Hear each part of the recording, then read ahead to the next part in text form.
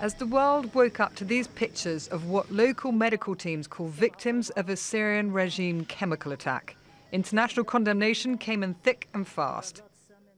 Donald Trump was most specific and pinpointed Assad directly and called him an animal.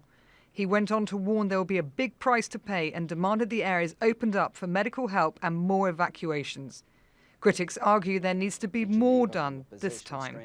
If it becomes a tweet without meaning, then he's hurt himself in North Korea. If he doesn't follow through and live up to that tweet, he's going to look weak in the eyes of Russia and Iran. So this is a defining moment, Mr. President. You need to follow through with that tweet, show a resolve that Obama never did to get this right. We have been very clear. Lessons learned from his predecessor faced when his talk of a red line was never acted upon. It was this time last year Trump ordered retaliatory airstrikes on Syria in response to a chemical attack in Idlib. At the time, he said it was a one-off. France initiated a move to summon their own urgent UN Security Council meeting in response to the alleged chemical attacks, confirming a promise to strike President Macron had made last month.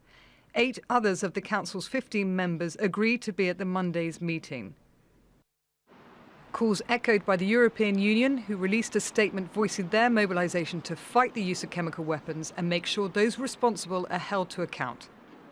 But President Assad denies responsibility and blames the rebels of trying to gain military advantage by lying. Reinforcement also came from the regime's allies. Iran stressed Assad's government was the victim of a Western conspiracy. Russia announced it would send its own radiation, chemical and biological weapons experts to gather evidence on the bombing. Moscow then called for its own meeting of the UN Security Council, citing international threats to peace and security. That is also due to take place on Monday. Meanwhile, President Erdogan was quick to blame all sides. He criticized Assad's allies and the West for what he called its hypocrisy and failure to look after those who are still being killed.